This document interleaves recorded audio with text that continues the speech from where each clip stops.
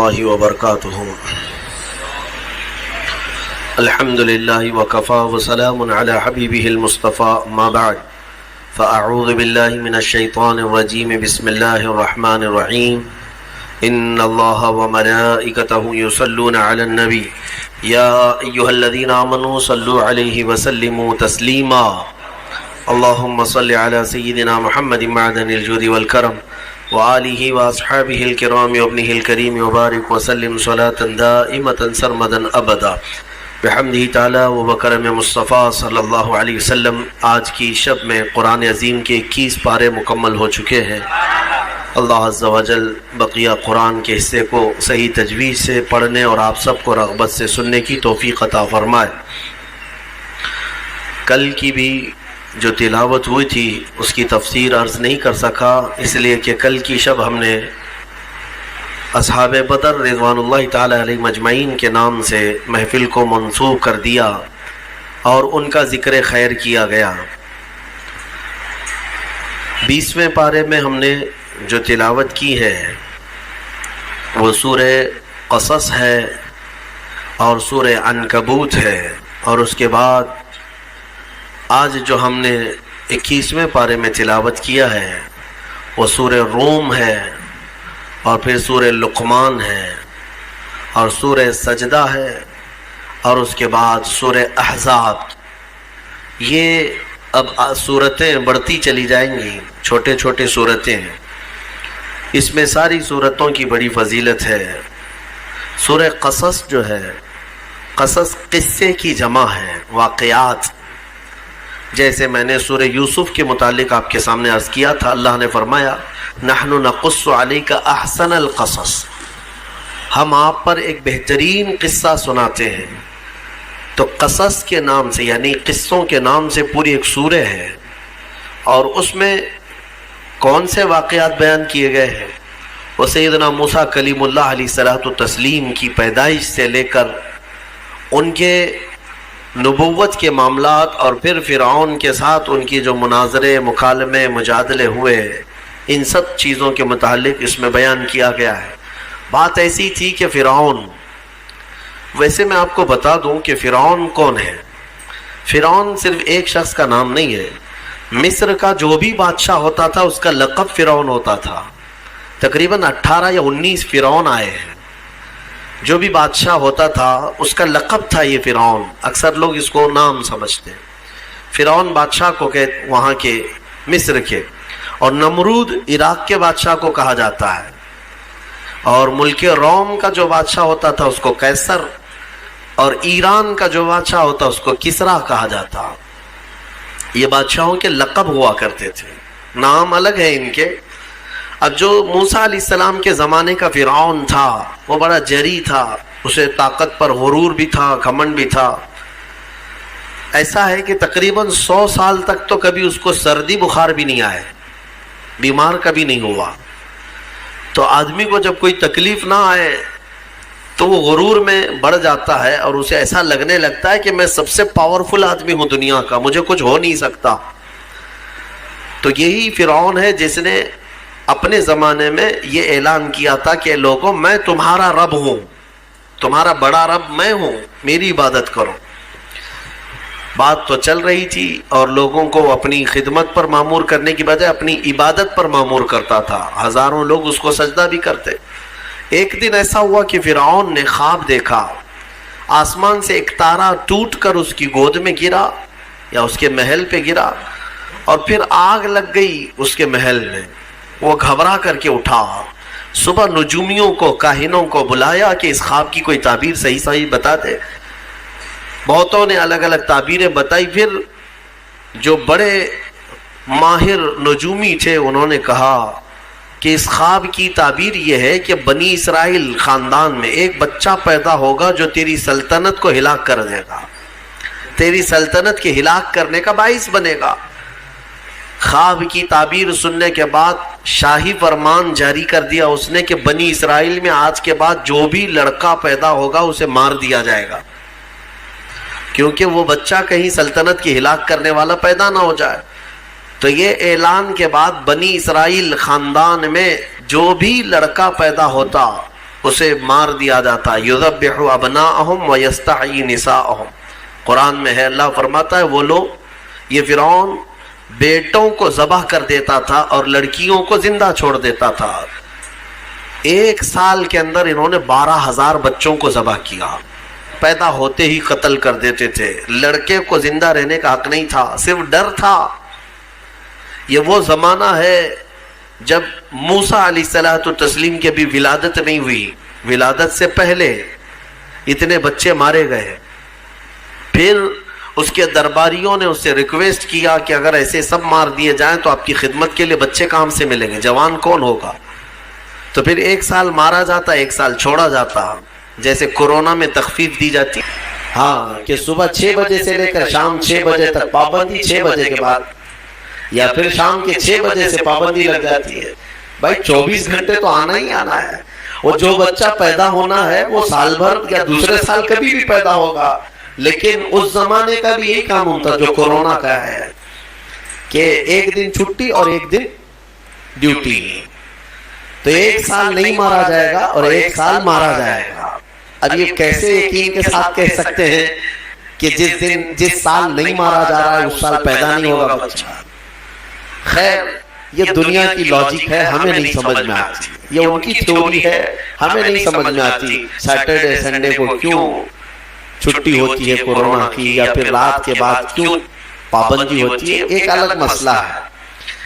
تو 1 سال چھوڑا جاتا، 1 سال مارا جاتا. اتفاق ایسا کہ جس سال مارا جانے والا تھا اسی سال موسیٰ علیہ السلام کی پیدائش ہوئی. ان کی ماں حاملہ تھی اور پیدا ہونے کا وقت جب قریب آیا تو اللہ تبارک و تعالیٰ جسے جہاں چاہے بچائے، ہاں، جس انداز میں چاہے وہ اللہ تعالیٰ حفاظت فرماتا ہے. تو موسیٰ علیہ السلام کی ماں کے دل میں اللہ نے بات القاء کی کہ تہخانے میں چلی جائیں. وہ تہخانے میں گئی، بچے کی ولادت ہوئی، لڑکا پیدا ہوا. اب وہ گھبرا گئی کہ یہ سال مارے جانے والا ہے، اور وہ بنی اسرائیل خاندان سے تھی کہ میرا بچہ مارا جائے گا، قتل کر دیا جائے گا. تو اللہ تبارک و تعالیٰ نے ان کے دل میں یہ بات القاء کی کہ ایک صندوق لے لو لکڑی کا اور اس میں اس بچے کو ڈال کر دریا میں بہا دو. بھلا کوئی ماں کیسے بہائے؟ لیکن اللہ تعالیٰ فرماتا ہے وَرَبَطْنَا عَلَىٰ قَلْبِهَا، ہم نے ان کے دل کو مضبوط کر دیا تھا. جب اللہ تعالیٰ کسی کے دل کو مضبوط کرتا ہے تو بڑے بڑے کام کر جاتا ہے. ان کی ماں صندوق میں رکھ کر کے بچے کو ایک دریا کے کنارے ڈال دیتی ہیں، بہا دیتی ہیں، اور اپنی بڑی بیٹی کو کہتی ہیں کہ دیکھتے رہنا یہ صندوق کہاں جاتا ہے. موسیٰ علیہ السلام کی جو بڑی بہن تھی وہ دیکھتی ہوئی جا رہی تھی اس صندوق کے پیچھے. صندوق بہتے بہتے بہتے ایک باغیچے کے کنارے لگا. وہ باغیچہ فرعون کا ہی تھا، اور فرعون کی بیوی وہاں پر ٹہلنے کے لیے شام کے وقت آیا کرتی تھی. جب وہ اپنی کنیزوں کے ساتھ وہاں آئی تفریح کے لیے تو ایک صندوق کو اپنے باغیچے کے کنارے لگا ہوا دیکھا. اٹھانے کے لیے کہا، اٹھایا گیا تو نہایت ہی خوبصورت بچہ. اللہ تعالیٰ نبیوں کو خوبصورتی دیا ہی ہوتا ہے. فرعون کے گھر میں کوئی بچہ نہیں تھا، اولاد نہیں تھی. تو فرعون کی بیوی نے اٹھا لیا اور کہا کہ لاؤ یہ بڑا خوبصورت بچہ ہے، حسین بچہ ہے، اور اپنے محل لے آئی. فرعون سے کہا کہ آج سمندر میں، دریا میں بہتا ہوا ایک بچہ کنارے پر آ لگا، میں نے اس کو اٹھا لیا ہے. فرعون نے کہا کہیں یہ بچہ تو نہیں جو میری سلطنت کو ہلاک کرنے کا سبب بنے. بیوی نے کہا ایسا کیسے ہو سکتا ہے، وہ تو بنی اسرائیل خاندان میں پیدا ہوگا، یہ تو کسی دریا سے بہتا ہوا آیا ہے، پتہ نہیں کون سے ملک سے آیا، کہاں سے آیا. تو بہرحال اس کی بیوی نے یہ کہا کہ اس کو مت مارو، لا تقتلوا عسى ان ينفعنا او نتخذه ولدا، قریب ہے کہ ہم اس سے فائدہ اٹھائیں گے یا اس کو بیٹا بنا لیں گے. بیوی کی بات پر راضی ہو گیا. فرعون جو ہے بیگم کی بات پر آ گیا اور اس کے بعد رکھ لیا بچے کو. اسی لیے کہا جاتا ہے عورتوں کے مشورے بہت ہی قیمتی ہوتے ہیں. بہرحال عورت کے مشورے پر عمل کرتے ہوئے اس نے رکھ تو لیا بچے کو. اب پرورش کی جب بات آئی، بچے کو دودھ پلانا ہے، تو دایاؤں کو بلایا گیا. شاہی خاندان میں بچے کی پرورش ہو رہی ہے، بہت ساری عورتیں آئی دودھ پلانے کی کوشش کرتی رہیں، موسیٰ علیہ السلام کسی کا دودھ نہیں پکڑتے تھے۔ ان کی بہن وہیں کھڑی تھی، اس نے کہا کہ میں ایک دایا کو جانتی ہوں جس کا دودھ ہر بچہ پی لیتا ہے۔ اس سے کہا گیا کہ بلا لاؤ۔ وہ جا کر اپنی ماں کو بلا لائی، اپنی ماں کو لے آئی، اور ان کی ماں آئی، موسیٰ علیہ السلام کو اپنے سینے سے لگائے تو دودھ پینے لگ گئے۔ تو سب میں یہ بات مشہور ہو گئی کہ یہ یہاں کی مشہور دایا ہے، اور یہ خاندان کے اندر رہے گی، شاہی خاندان میں محل میں رہے گی، اور بچے کو پلانے کی اجرت بھی دی جائے گی، اجرت بھی دی جائے گی۔ فرعون کے گھر میں پرورش بھی، اور انہی کی ماں سے دودھ بھی پلانا، پھر پلس اس کی اجرت بھی دلانا، یہ شان ہے رب ذوالجلال کی۔ وہ جہاں چاہے جیسے چاہے پرورش فرمائے، حق کی حفاظت کرنا یہ مولا کی شان ہے۔ حق کی حفاظت وہ ہر زمانے میں کرتا رہتا ہے۔ اسی لیے کہا گیا ہے کہ اللہ تبارک و تعالیٰ جس چراغ کی حفاظت فرمائے، بڑی بڑی آندھیاں اس کو نہیں بجھا سکتی، اور جس کو بجھانا چاہے سارے انتظامات کے بعد بھی منٹوں میں اسے گل کر دیتا ہے۔ خیر، موسیٰ علیہ السلام فرعون کے گھر میں پرورش پاتے رہے۔ جب آپ کی عمر 2 سال کے قریب کی ہوئی، فرعون اور اس کی بیوی بیٹھے ہوئے تھے، موسیٰ علیہ السلام کھیلتے کھیلتے گود میں آئے اور فرعون کی داڑھی پکڑ کر اس کے منہ پہ تماچا لگا دیا۔ پہلی مرتبہ کسی نے بادشاہ کے منہ پر تماچا جڑا ہے تو بیٹا گھر کا، لیکن فرعون کو پہلی مرتبہ وہ زناٹے دار جو تھپڑ لگا، ہو سکتا ہے تارے نظر آ گئے ہوں، وہ گھبرا گیا، کہا کہ یہ بچہ ایسا کیسے مجھے مار سکتا ہے، ہاتھ کیسے اٹھا سکتا ہے۔ دسترخوان سے اٹھ گیا اور کہا اپنی بیوی سے، بیگم مجھے لگتا ہے یہی وہ بچہ ہوگا، یہی بچہ ہوگا جو سلطنت کے ہمارے خلاف جائے گا۔ پھر بیگم نے کہا ایسا کیسے ہو سکتا ہے، بچہ ہے، چھوٹا ہے، اور لاڑ پیار میں بچے ماں باپ کے ساتھ اس طرح کی حرکتیں کرتے ہیں۔ فرعون نے کہا نہیں، مجھے چیک کرنا ہے، یہ بچہ جاندار ہے، جانکار ہے، یہ جانتا ہے۔ تو پھر موسیٰ علیہ السلام کا وہاں پر امتحان لیا گیا۔ فرعون کی بیوی بچانے پر لگی ہوئی تھی۔ فرعون نے کہا کہ ٹھیک ہے، دیکھتے ہیں یہ کہ بچے کو سمجھ ہے یا نہیں ہے۔ امتحان کے لیے بیگم نے کہا ایک کام کرو، ایک برتن میں آگ کے انگارے دہکتے ہوئے کوئلے وہ بھی لائے جائیں، اور ایک برتن میں سفید پھول لائے جائیں۔ اگر بچہ عقل مند ہوگا تو پھولوں کو پکڑے گا، نہیں تو پھر یہ لال چیز کی طرف بچوں کا ہاتھ زیادہ جاتا ہے، آگ دیکھے گا۔ کہا ٹھیک ہے، یہ آزمائش کی جائے گی۔ ایک برتن میں آگ کے لال سرخ انگارے کوئلے لائے گئے، اور ایک برتن میں پھول لائے گئے، دونوں رکھے گئے۔ موسیٰ علیہ السلام کیا ہر نبی ماں کے پیٹ سے ہی ہر چیز کو جانتے ہیں، اللہ تعالیٰ انہیں علم بھی نوازا ہے۔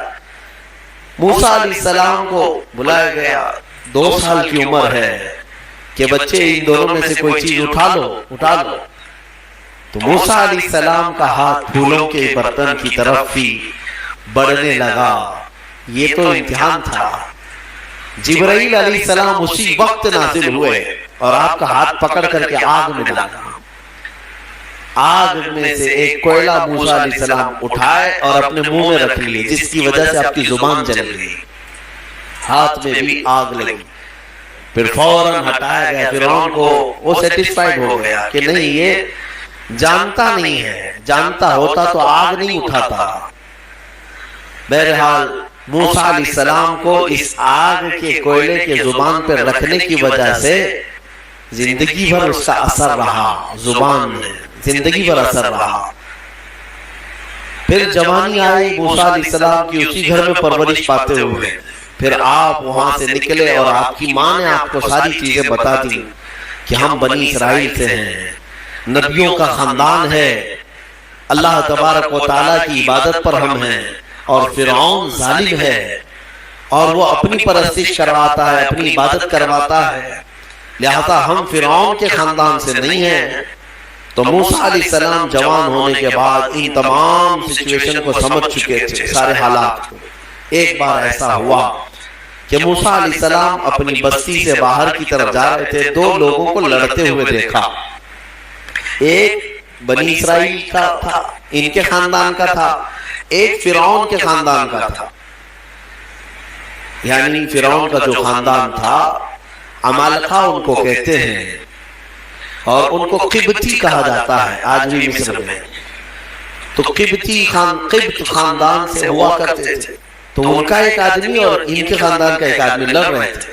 تو ان کے خاندان کا جو آدمی تھا وہ پکارا موسیٰ علیہ السلام، ہائے ہائے میں مرا جا رہا ہوں، مجھے بچا لو موسیٰ، مجھے بچا لو. موسیٰ علیہ السلام آئے، دیکھا دونوں جھگڑ رہے ہیں. ایک تو اپنے خاندان کا تھا بنی اسرائیل، ویسے بھی بنی اسرائیل پر اس وقت بڑا ظلم کیا تھا فرعون نے. تو موسیٰ علیہ السلام نے موقع پاتے، یعنی وہ فرعونی تھا، ایک گھونسا لگایا اس کو، ایک گھونسا اس کو لگایا، وہ زمین پہ گرا اور مری گیا، ختم ہو گیا. نبی کا پنجہ لگایا، نبی کے ہاتھ سے ایک مار کھایا اور مر گیا. فَوَقَذَهُ مُوسَىٰ فَقَضَىٰ عَلَيْهِ، قرآن میں ہے کہ ایک گھونسا لگایا، اس کا کام تمام کر دیا موسیٰ علیہ السلام. پھر حضرت موسیٰ علیہ السلام کو افسوس ہوا کہ یہ مجھ سے کیا ہو گیا، یعنی میں نے تو ان دونوں کے جھگڑوں کو چھڑانے کے لیے کوشش کیا، لیکن میرے ہاتھ سے یہ مر گیا.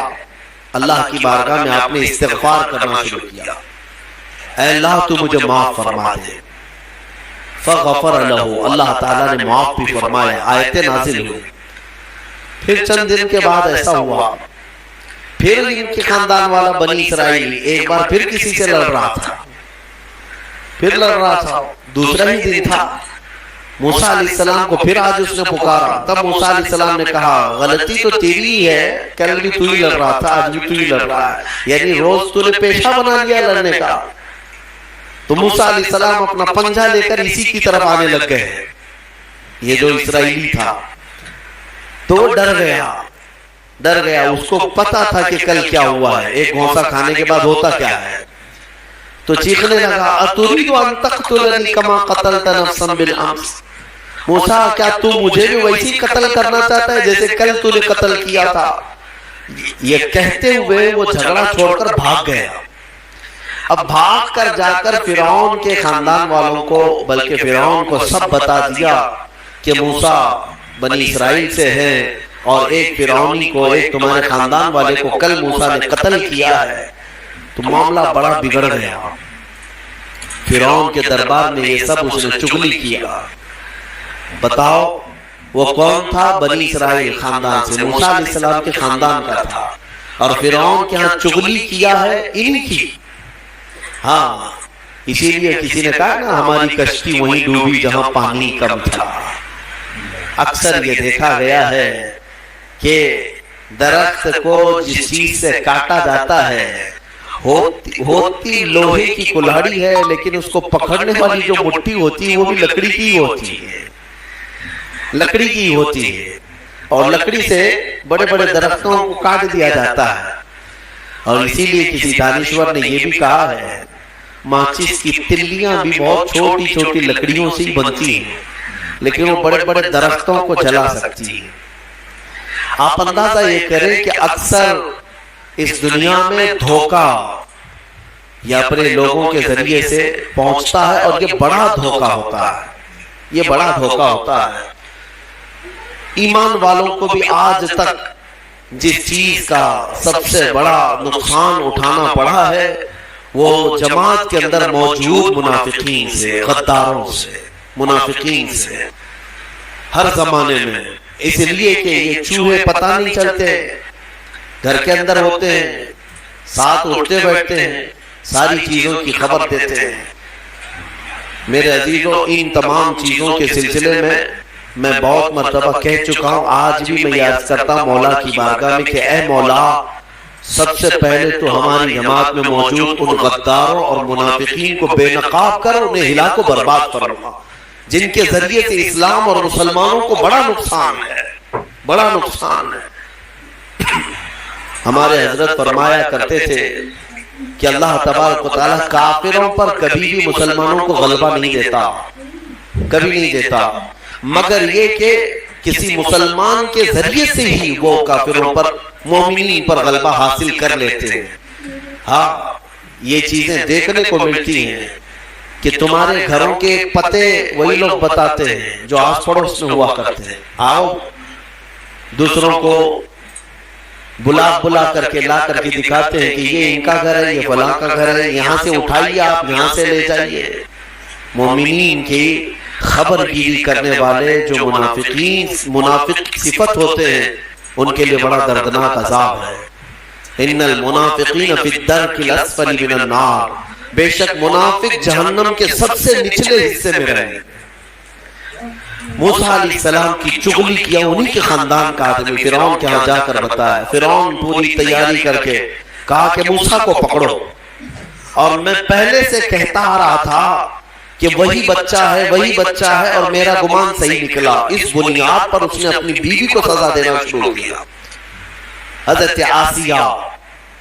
اس بنیاد پر وہ عذاب اس قدر دیا کہ ان کے ہاتھوں پر میخ مار کر انہیں سلاتا تھا، ان کو بالوں سمیت چھت سے لٹکا دیا جاتا تھا۔ بہت شدت کی تکلیف دی حضرت آسیہ کو، کیونکہ وہ موسیٰ علیہ السلام پر ایمان لاتی، وہ موسیٰ کے خدا پر ایمان رکھتی تھی۔ تو فرعون نے اپنے جانبازوں کو، اپنے لڑاکوں کو بھیجا کہ پھر موسیٰ کو پکڑو۔ وہ سب نکلے تو ایک ان کی اچھائی چاہنے والا، ان کا خیر خواہ شہر سے دوڑتا ہوا آیا۔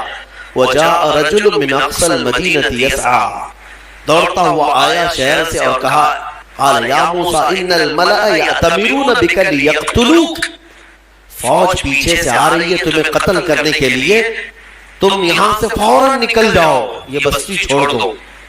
حضرت موسیٰ علیہ السلام اس کی بات سن کر کے نکل پڑے۔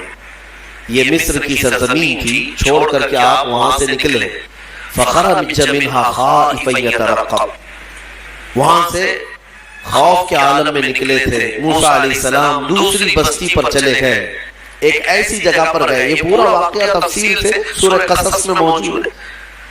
ایک بستی پر پہنچے تو وہاں پر دیکھا ہے کہ ایک کنویں پر بھیڑ لگی ہوئی ہے، بہت ساری بھیڑ ہے، پانی کھینچ رہی ہیں۔ اس میں دو لڑکیاں دور شرماتے کھڑی ہیں، وہ پانی لینے کے لیے بھیڑ میں نہیں جا پا رہی۔ تو موسیٰ علیہ السلام بھیڑ کو چیرتے ہوئے آئے اور ان دو لڑکیوں کے لیے پانی آپ نے ڈول سے نکلوایا۔ آپ مضبوط تھے، قوی تھے، طاقتور تھے۔ پانی آپ نے نکالا اور پانی نکال کر ان دونوں لڑکیوں کو دیا۔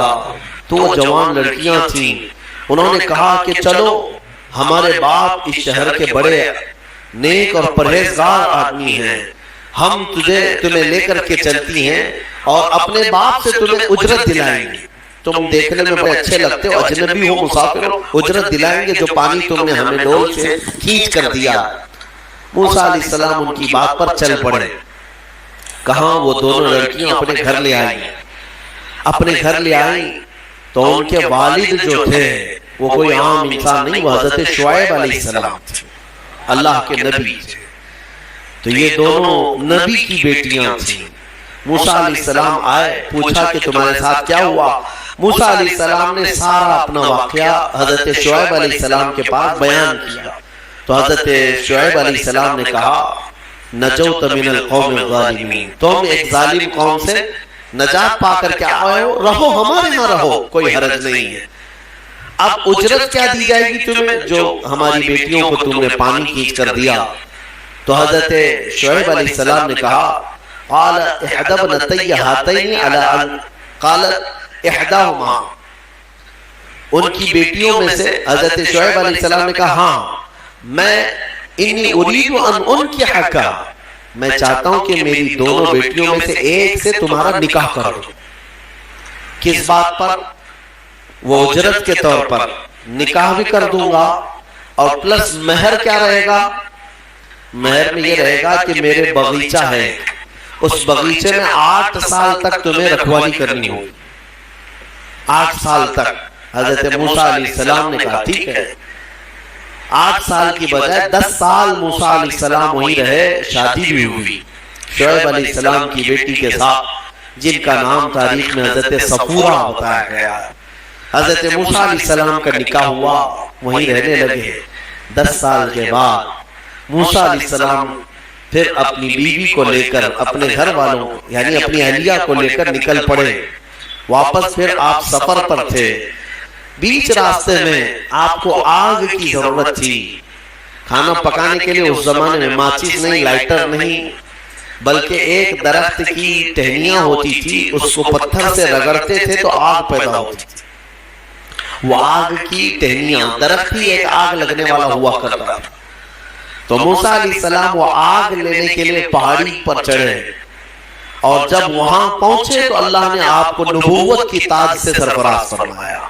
جبرائیل علیہ السلام آئے اور آپ کو نبوت کے اعزاز سے سرفراز کیا گیا اور اعلان کیا گیا کہ اے موسیٰ، آپ اللہ کے جلیل القدر نبی ہیں اور رسول ہیں، اب آپ جائیں اپنی اہلیہ کو لے کر واپس فرعون کے پاس جائیے، پھر آنا ہے آپ کو فرعون کی اس بڑی سلطنت میں۔ موسیٰ علیہ السلام پہلے اپنے گھر آئے اور اس کے بعد حضرت موسیٰ علیہ السلام جب آئے اپنی بیوی کو لے کر تو اللہ تعالیٰ نے فرمایا اب جاؤ فرعون کے پاس، اس کو ہدایت کی تلقین کرو، تبلیغ کرو، اس سے کہو کہ اللہ وحدہ لا شریک کی عبادت کرے۔ لیکن جانے سے پہلے موسیٰ علیہ السلام کو اللہ نے ایک اور ٹریننگ سے گزارا۔ آپ کے ہاتھ میں ایک لکڑی ہوا کرتی تھی، چھڑی، جو آپ کا عصا تھا۔ اللہ نے فرمایا اے موسیٰ اس لکڑی کو زمین پر چھوڑو۔ آپ نے زمین پر چھوڑ دیا۔ قال القها یا موسیٰ فالقاها فاذا هي حیۃ تسعى۔ قرآن کہتا ہے جیسے ہی موسیٰ علیہ السلام نے زمین پر اس لکڑی کو ڈالا وہ ایک خوفناک اژدہا سانپ بن گیا۔ اژدہا اتنا خطرناک کہ لوگ دیکھیں تو ہیبت طاری ہو جائے۔ موسیٰ علیہ السلام پیچھے ہٹ گئے۔ اللہ فرماتا ہے خذها ولا تخف، پکڑ لو اس کو، ڈرو مت۔ موسیٰ علیہ السلام دوبارہ اس سانپ کو پکڑتے ہیں تو پھر سے وہ لکڑی بن گیا۔ یہ معجزہ تھا موسیٰ علیہ السلام کا کہ لکڑی کو زمین پر ڈالو تو سانپ رینگنے والا، اور ہاتھ میں لے لو تو پھر لکڑی۔ دوسرا معجزہ تھا آپ کا کہ حضرت موسیٰ علیہ السلام سے کہا گیا وَضْمُمْ يَدَكَ إِلَى جَنَاحِكَ تَخْرُجْ بَيْضَاءَ مِنْ غَيْرِ سُوءٍ۔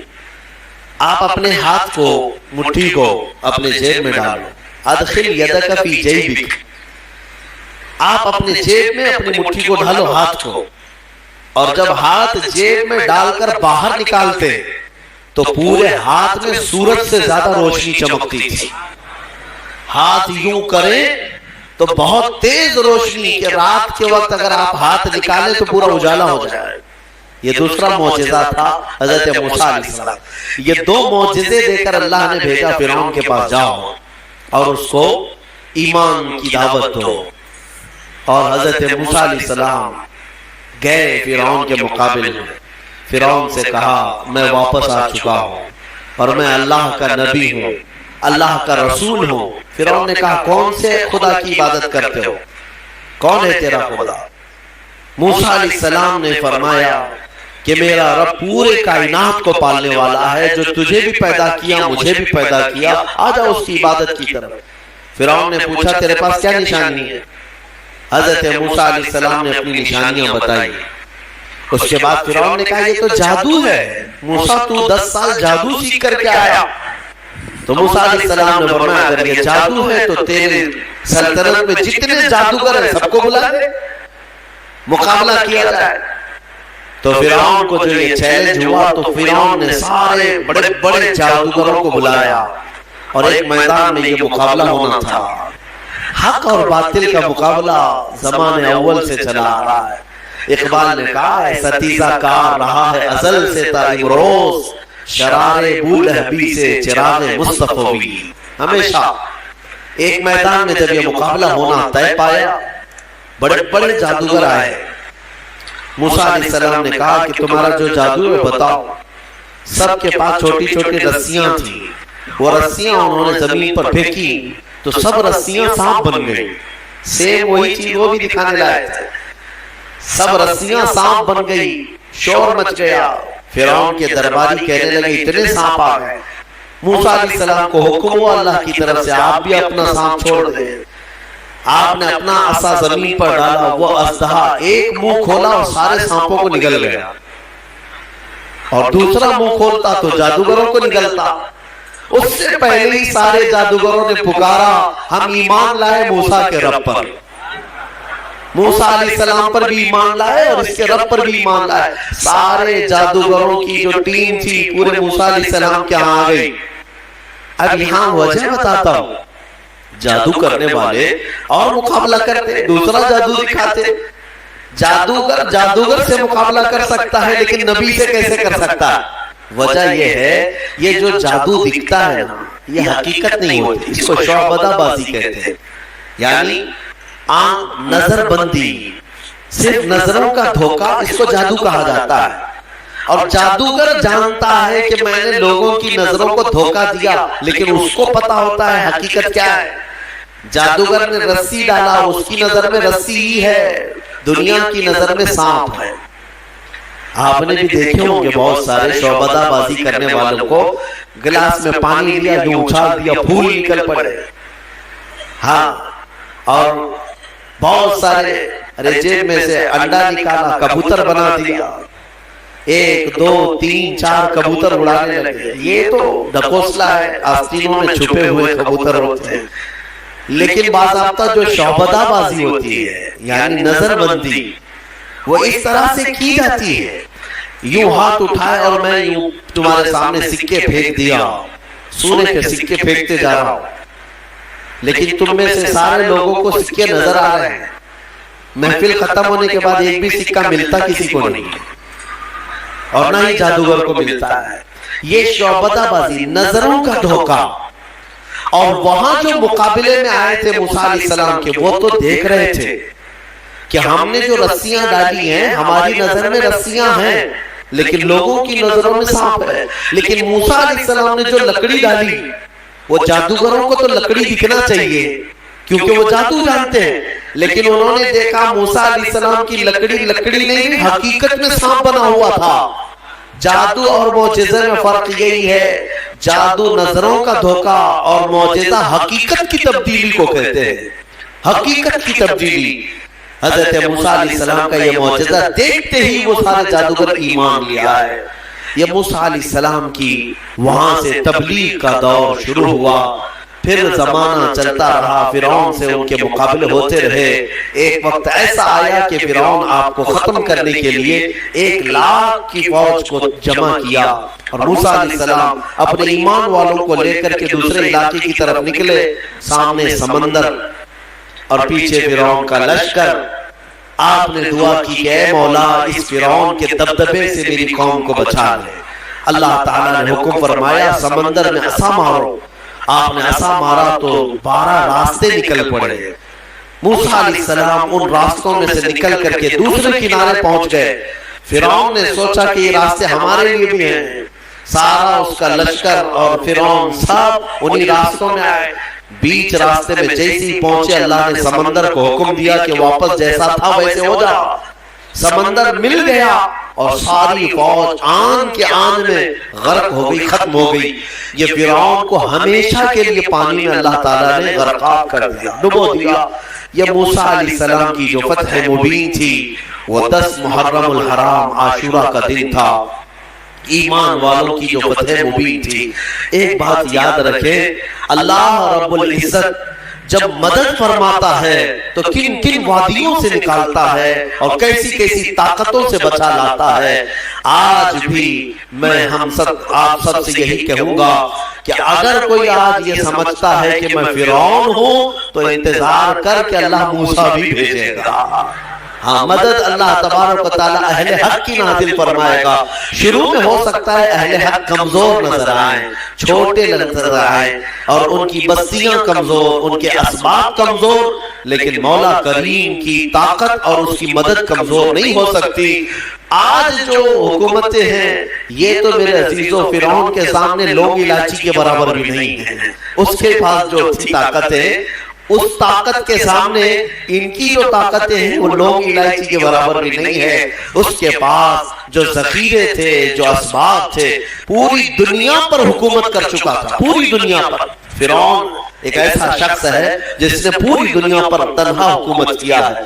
ایک ملک کو لے کر کے اگر کوئی آنکھیں دکھا رہا ہو اور یہ سمجھے کہ ہمیں کوئی ہٹا نہیں سکے گا، رب ذوالجلال قانون قدرت یہ رکھتا ہے کہ جب وہ پوری دنیا پر بادشاہت کرنے والے کو پانی سے ہلاک فرمائے گا تو باقی یہ ساری طاقتیں کچھ نہیں. انتظار کرو، رب ذوالجلال کی پکڑ آنے والی ہے. ان بطش ربک لشدید، بے شک تمہارے رب کی پکڑ بہت سخت ہے. اللہ تبارک و تعالی ہم سب کو ظالموں کے چنگل سے نجات عطا فرمائے. ایمان والوں کو مولا تعالی قوت حیدری عطا فرمائے. غیر سے مولا نصرت و کامیابی ہمارے لیے نازل فرمائے.